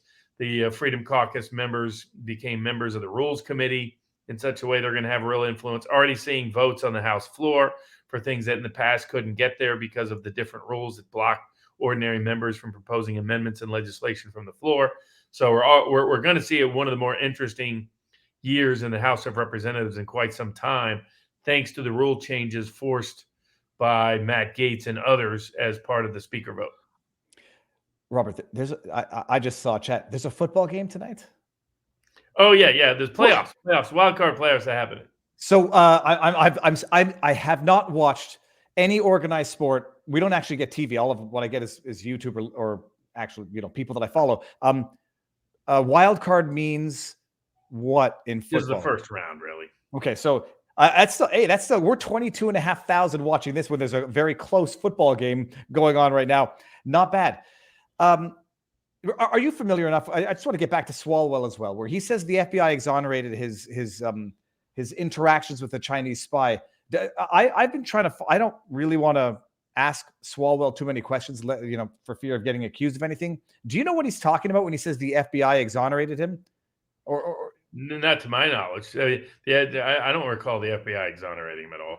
And I might have to actually just offer the.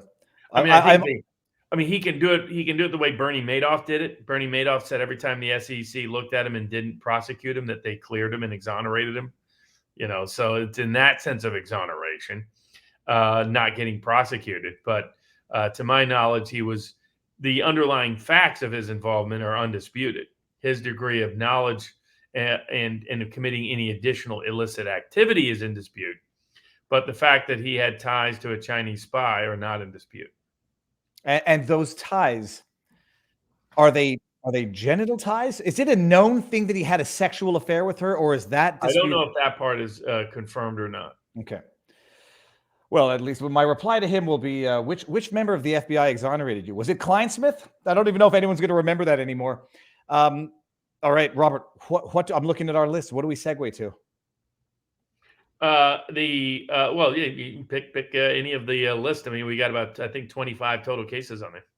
Tabarnouche. Hold on 1 second. Let me get to it. But while I do that, this week, what are you doing in Amish country?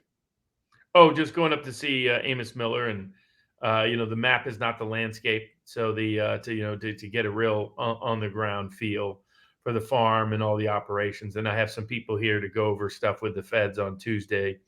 So it's just those two events.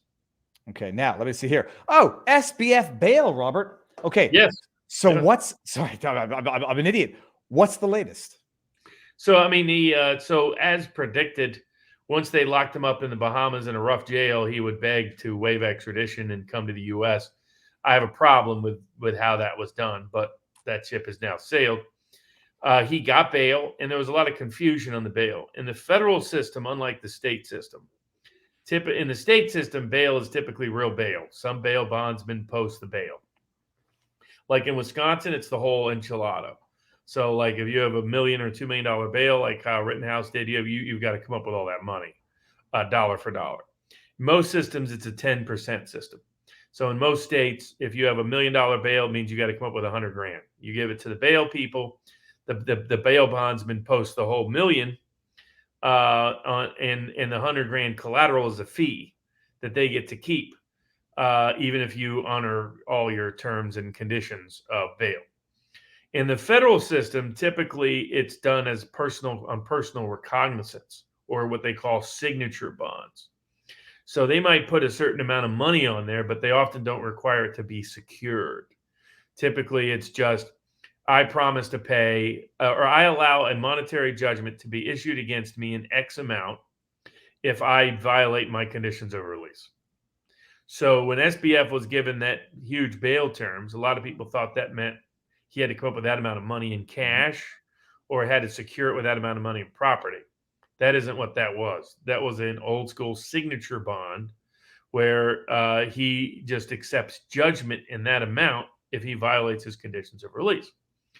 My own view is constitutionally, I agree with, I mean, clearly he was not, in my view, a flight risk. The constitutional standard under the 8th Amendment is it's considered excessive bail if it exceeds the statutory or legal purpose of the bail. And bail, in my view, should be limited to securing your appearance for the purposes of prosecution, trial, and sentencing. It shouldn't be your propensity to commit another crime, any Minority Report style stuff I'm opposed to. Now, the U.S. Supreme Court has greenlit in a split 5-4 decision in the mid-1980s. They came in and said, you can, in fact, in the Salerno case, bogus case because one side wasn't even really prosecuting the case, but they said that if there is clear and convincing evidence that the person may commit a certain litany of crimes, that you can detain him without trial and without conviction of a crime. I disagree with that. I think that violates the 8th Amendment, but that's the current standard on the 8th Amendment. But even under either one of those standards, given that he did not flee when he had an opportunity to flee, the question is it more likely than not that he would flee if he was without these restrictions, or even with these restrictions, not only that he would try to flee, but that he would successfully flee? Reality is there's almost no one that's true of.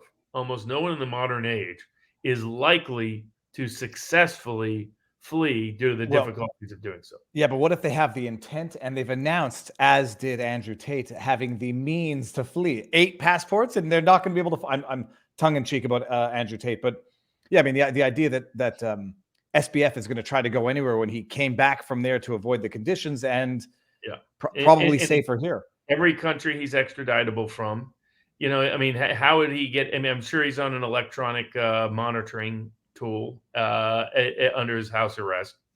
The number of people who have escaped electronic monitoring, escaped the jurisdiction, escaped ever being brought back from trial is minute. It's not more likely than not, and that's supposed to be the standard. Now, what I think is fair for people to point out is the discrepancy between how he is being treated and how January 6th defendants are being treated.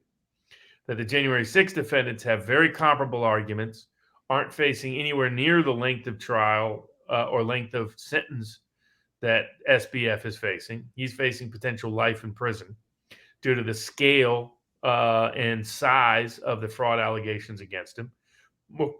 More evidence has come out. And as I predicted at the time, his ex-girlfriend that supposedly had fled to Dubai, when photos showed up of her in New York, I said she'd already ratted him out. She'd already turned on him. And that's now public. She'd already ratted him out. Someone else had already ratted him out. I don't know how he escapes conviction. I think in his mind, he's delusional and narcissistic enough that he probably thinks he can. But I think the bail was correct. But it's also the bail terms that should have been given to the January 6th defendants. All of them were low risk of flight, low risk of committing additional dangerous crime. Most of them had no criminal history. Most of them were over 50. Most of them, despite given the opportunity, had not fled. To me, that's the best argument. When you have the opportunity to flee and you don't flee, court should not punish you for staying around. I mean, the irony is if you flee like Mark Rich, then you're in better position where they can never hold custody over you. The irony is you're better off going to a jurisdiction where there is no extradition, where you can negotiate your return. But I think SBF is heading towards conviction, heading towards life in prison, heading towards bankruptcy. It's only a matter of time. All the key people have already ratted him out. Well, the evidence continues to accumulate. He used customer deposits for his personal investment, which he said he wasn't going to do, which is wire fraud and mail fraud under the circumstances. I hate even asking the question, and I don't like putting the juju out in the universe. Does he not risk other, is one of the real risks not one of the other risks that we've seen? Right. If he was in, I don't think he knows who it is that funded him. So I suspect by his behavior that he doesn't necessarily know anything that could seriously incriminate others, is my hunch. Yeah, the big question with him was where he got his original funding, because his original story didn't make sense. So there are many people who suspected governmental actors or state actors might have been amongst those people. But I don't think if he's cognizant of it, he's not acting like he is. Well, look, not to get too conspiratorial, Robert, but people seem to have problems depending on the circles they hang around in, and whether or not this can come back to powerful political parties and where they got massive amounts of funding. There's a lot of suspicion. I mean, he was connected to Ukraine, raised a lot of money for the Democratic Party. Mm-hmm. So the degree that he does know something, then people will be monitoring what happens to him. There's been some statistical anomalies within the crypto universe, but one thing before we get past it, Robert, I don't know if you heard this. Lo and behold, they found apparently $5 billion. I don't know. It says in liquid assets, but I don't know how liquid it is. The latest, this is from 4 days ago. FTX finds over $5 billion in liquid assets, yada, yada, yada. And then it says the $5 billion in newfound assets do not include crypto in custody with the Securities Commission, valued at approximately $500 million. That position was valued at $170 million. It contains a large amount of FTT and is highly volatile. That's not the $5 billion. Where it says the $5 billion is the attorney said FTX bankruptcy team is also underway on plans to monetize 300 other non-strategic investments with a book value of $4.6 billion.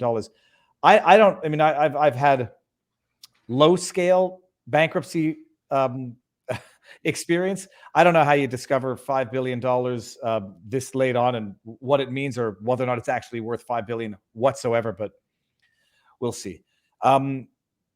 Okay, good. Let me go back to the list, Robert. There was another good one in the list. I'm toggling too many windows. Okay, so COVID takings, Robert. Which one was that? Yeah, so that's a case that's up potentially before the U.S. Supreme Court against the state of Minnesota.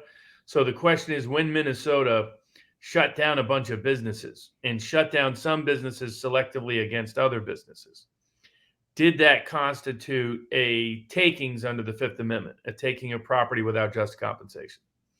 Also, did it constitute an excessive fine because of how it was implemented and instituted? Did it violate equal protection because of it was discriminatory? Can the governor of Minnesota be sued in his individual capacity for the violations? So, because here's what's happened is, like the other cases that got fully adjudicated, where it was in the injunctive context for religious institutions. This is now the second wave of cases about is there going to be any remedy for all the businesses that got wiped out by lockdown orders, and for which an injunction would no longer suffice. And it will be up to whether the U.S. Supreme Court takes the case, will have a major consequence and impact on the ability for them to do this in the future. So it's a key case to continue to monitor, are these takings cases, particularly this one that's presents a particularly persuasive argument for it being taken up at the U.S. Supreme Court level, given the kind of inanity of what took place in Minnesota, in the severity of the lockdowns, the selectivity of the lockdowns, and their impact on a lot of small businesses. Yeah, it's funny. I mean, I know that we have a similar concept under Canadian law, but I don't think any lawsuit has been filed on that basis, and the lawsuits that have been filed have not been well received. We know about the what was the one there? The charter challenge to the requirement to be fully vaccinated to use a plane and train, dropped as moot, upheld, and I think they're appealing it, but I don't think there's been news on that. Canada's had some unfortunate rulings. Somebody asked in the chat, couldn't SBF flee to the Caribbean? He was already in the Caribbean. That's where he got arrested. So in order to successfully flee, you need to go someplace where they're not going to send you back. And that's the problem. That pretty much every country in the world now will either extradite you or deport you if you're accused of major fraud. You're not going to find someplace that won't, to be honest. If you're accused of major fraud, good. Unless you, for political reasons, get a certain jurisdiction. Generally, the only people that successfully flee are people that have spent a life in crime. In other words, people for whom dropping out of civil society is not a problem, that have criminal connections all around the globe, arms runners, the Victor Bouts of the world. Those are the guys who can disappear selectively. But for the most part, it's myth.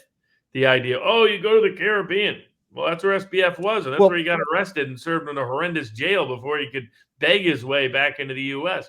There aren't these magical places like people imagine. In the 70s or 80s, sure. Back a century ago, you could disappear between states, like the folks did from the famous movie about the Tombstone shootout. Doc Holliday fled up to Colorado. Back then, states didn't extradite people between states very often. But in today's day and age, it is almost with as much regulation and governance just to get on a plane. The idea that it's easy to flee is pure mythology. And every competent, capable judge knows this. They just pretend otherwise, because here's where the politics of the court interferes with the law. The law is you're supposed to go to every great length to make sure the person is released.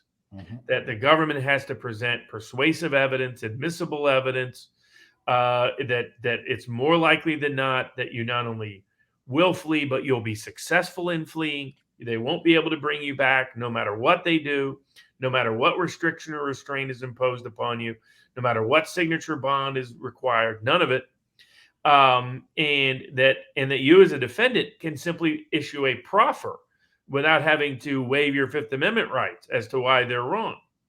And the reality is in almost all these cases, I mean, name the person who flees. It's almost, is it more often than not? But if you're a judge, the only person you upset when you lock them up is that person and their friends and their family.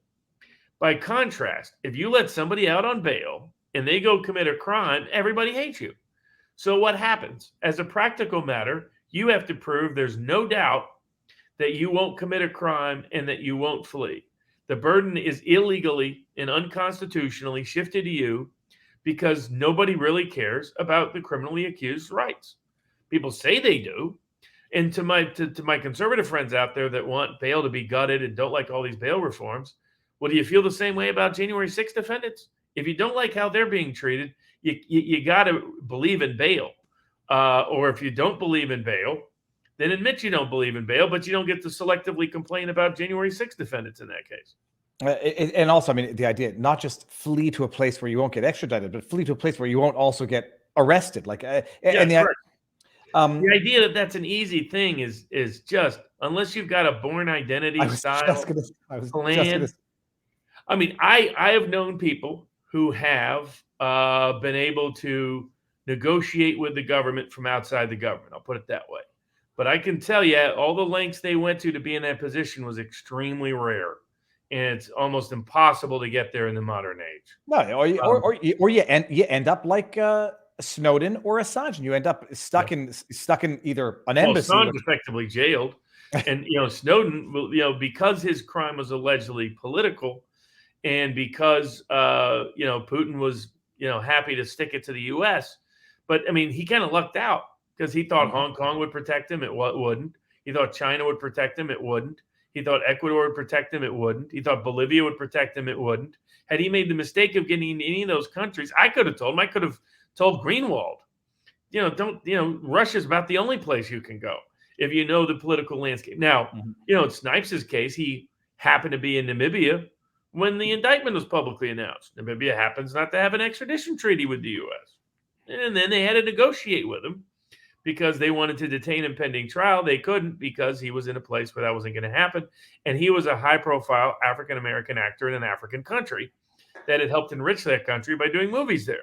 So, but outside of those rare circumstances, you're getting picked up and detained, or worse. I say, but the pretrial detainment only for violent crimes in my mind, like violent with I don't know where I draw the threshold for recidivativeness, but violence. The rest and meaningful violence. That ask, what about Jeffrey Dahmer? Someone's asked about that in the chat. Historically, constitutionally, I'm not a fan of this, but the Constitution has been interpreted that at the time the Eighth Amendment was passed, that generally speaking, bail was not allowed for people who are accused of murder. The reason why I'm not a fan of that is if all it suffices to accuse, sooner or later it will be misused like it is in the January 6th cases. But for those people out there that worry about that, murder has always been treated differently. Generally, you're not considered to have a right to bail in murder cases. Well, I would also, aggravated assault or rape or things like that.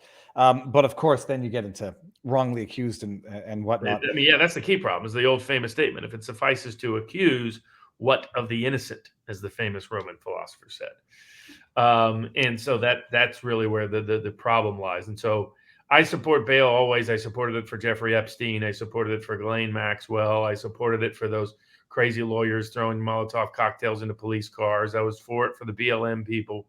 I'm for it for everybody because I believe the Eighth Amendment means what it says, and I don't believe the government should have the power to lock you up without conviction of a crime by a jury. See, I have to figure out what my threshold is because I believe in it in general, but not necessarily for the guy who's accused of running over the 18-year-old Republican, and not for partisan reasons. I call that selective hypocrisy. Like people ask me, like, well, what do I believe about certain kinds of tax principles or other principles? And I'll say I'm for other people getting taxed, just not me.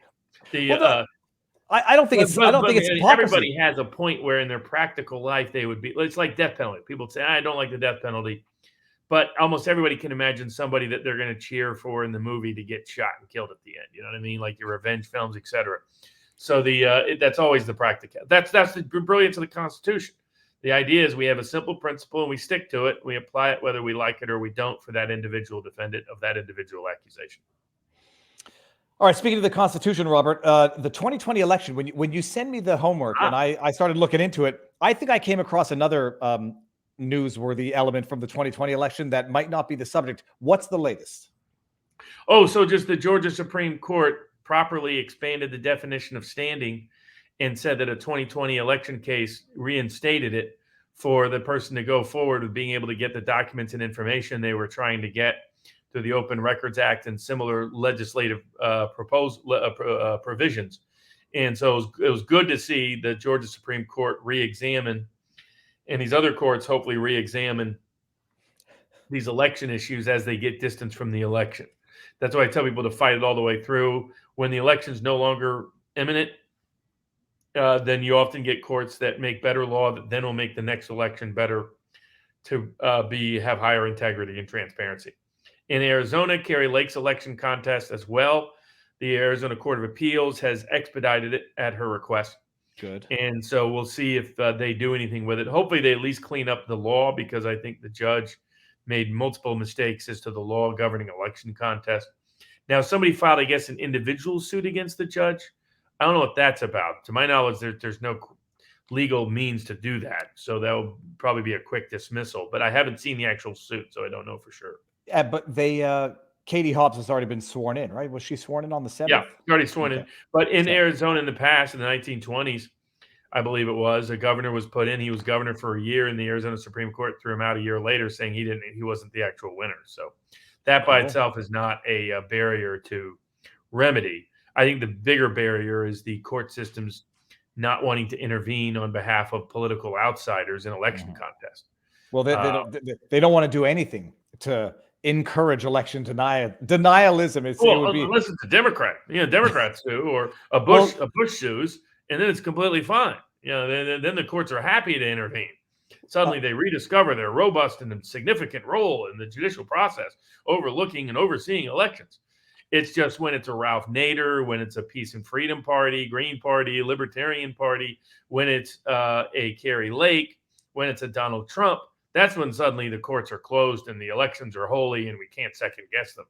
No standing, moot, ripe latches. We know the order. But Robert, this is what I found when I Googled the search words that you have in when you send me my homework. And I came across this. When is this? This is January 13. 16 Michigan GOP electors sued over documents claiming Trump won 2020 election. I don't know if you've heard about this, but a number of Michigan GOP electors were named in a lawsuit after they falsely declared in official documents that former President Trump won the 2020 election. I haven't seen the lawsuit, people. Now I hear a dog whining. 1 second. Okay, here the plaintiffs, a bunch of plaintiffs, noted in the suit that the GOP electors claimed they had convened and organized in the state capitol on December 14, 2020, to cast Michigan's 16 electoral votes for Donald Trump, when in fact this was not true. And they're suing for $25,000, claiming that they suffered humiliation, mental anguish, stress as a result of being cast in the false light created by defendants' election lies and frauds. Robert, Is this going back to that procedure that was being floated at the time of having a second set of electors come in and cast their vote for Donald Trump? Well, in fact, that was the process he was told to go by. This is what in Georgia they're trying to call a big crime, is that simply going through the process of saying, here's my electors. I believe I won.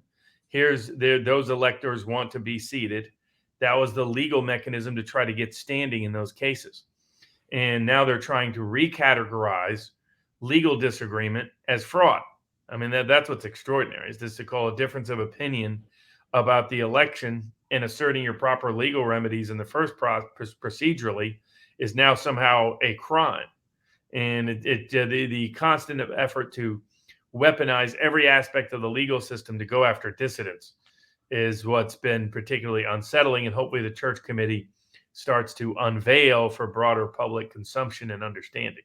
I'm trying to understand the $25,000 for humiliation. What? Because they were told they're not the proper electors? Like, I don't. Oh, well, it's interesting. I'll try to pull up the suit and maybe cover it at some point throughout the week. We're going to run out of time, Robert, but class action lawsuit against social media, arguing that it's addictive on kids.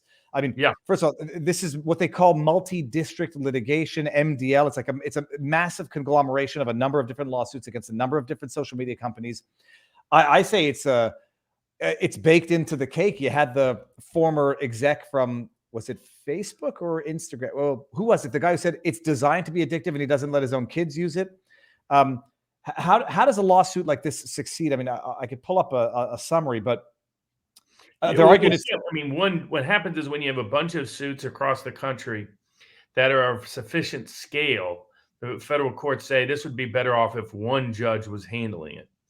And that's why it's called multi-district litigation, and they assign it to sometimes a panel or a single judge. They've done that here because you have a range of suits brought by people from across the ideological and political spectrum, left to right, across the country, coast to coast, including Seattle city officials who are bringing it, saying, look, this has done severe damage to kids in public schools. And this is all about the accumulated injury big tech caused by targeting young people, often underage, for a range of disturbing products. We've been covering some of those, encouraging people to commit suicide, exposing people to stalkers, exposing people to perverts, marketing targeting people to join terrorist groups. I mean, some of the worst things that have happened in the past decade and a half has been at the instigation and initiation of big tech. And the most vulnerable and susceptible group that's been injured are young children. And so now the aggregate sooner or later, this may bankrupt big tech, between the collusion with the government that's being outed and exposed, them having inflating their data to get false advertising records, so that leading to all the marketing suits, all the invasions and intrusions on seclusion and privacy in contravention of their explicit public promises that have led to billions of dollars of fines, damages, and verdicts and settlements across Western Europe and the United States. And then because this is something that you could see a jury issuing. If a jury fully understood, big tech made a lot of its money targeting vulnerable, susceptible young children for some of the most disturbed activities imaginable. You can imagine that verdict could be pretty darn big. Well, and before they got caught, before YouTube got caught direct marketing to children based on illegal gathering of their data, they were making money off it by advertising based on the illicit gathering of data while designing a product that is deliberately, by design, addictive to the children. But Robert, one of the, I was reading an article and they say, at issue in this case is going to be whether or not the platforms and their algorithms are products. And the difficulty I have in even understanding that argument, what else would they be? They're just going to be services? Well, big tech says that they're all just forms of platforms and that nothing they do is a product. They claim that everything's just a community, that all they are is an interactive social media provider, but of no product. That it's just like an internet connection. It's like a phone line connection to your house. That's how they want to be perceived. So they're not perceived as providing a product, but clearly they were providing a product, and the person often was that product but in the most disturbed form for their particular advertisers. All right. Well, I think, Robert, there were a couple more, but they were small ones, and I hear racket outside the door. I just saw a Rumble rant, $10 from Star Buckley, that said, "Could the documents in the Biden garage have been taken to hide them from the Trump administration?" I mean, I think he took it with. That's possible. I think he wanted them for some other purpose, is my guess. Because people are forgetting. Find out when we finally learn what the content is. Well, that's it. Because it was my initial reaction. Oh, he's president now, but he took these before Trump took office, while Obama initiated the most peaceful transition of power ever, which in my view was the most subtly violent transition of power ever in the political sense. Okay. Oh, I mean, and we'll discuss next week the ATF's attempts to expand its authority and try to restrict your guns. The big Fifth Circuit case that ruled en banc that the bump stocks were unconstitutional, the bump stock ban that Trump put in after the Vegas shooting. Hopefully that will be a guidepost for some of these other ones. There's some crazy New York laws coming up. So there's a range of Second Amendment cases we'll discuss in a little more detail next week. All right, excellent. And heads up for next week, there will be a sidebar. We're trying to get someone. We're going to see who the guest is going to be. On Tuesday, we'll be doing another live. I'm going to be doing these weekly lives in locals, so it's going to be like another addition to the content. Mike Ward, Robert, he's the stand-up comic from Canada who was ordered to pay $43,000 for a joke he made about a celebrity disabled child, Jeremy Gabriel. It's going to be amazing. That's Tuesday. Wednesday, there'll be a sidebar. What's your schedule like this week, Robert? Are you going to be on anybody else's doing any other appearances? I don't think so. I was on Allison Morrow last week and also discussing the Amos Miller case. So you can look that up, Allison Morrow, YouTube and Rumble and Rockfin. And was also on Freeform Friday with Mark Robert and Eric Hunley, both of whom may be joining us for our late February, early March Viva Barnes Law meetup in Miami. It's happening, people. And the only discussion is, where's it going to be? What's going to be the format? Deep sea fishing charter. I see that getting some opposition. Bowling alley, or like something more formal where we sit down and have it's going to happen. And it's going to happen. A dinner, a live show, but yeah, we may have Hunley and Grobert in tow. It would be amazing. We'd have a live Freeform Friday sidebar.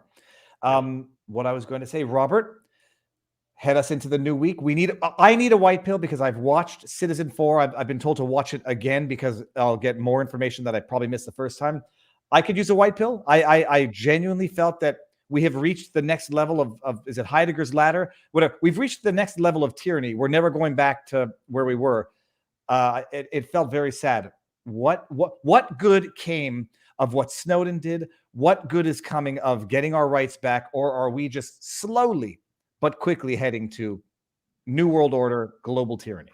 Well, I think it was a great week for those of us who wanted to see the House have institutional reforms because they passed those reforms.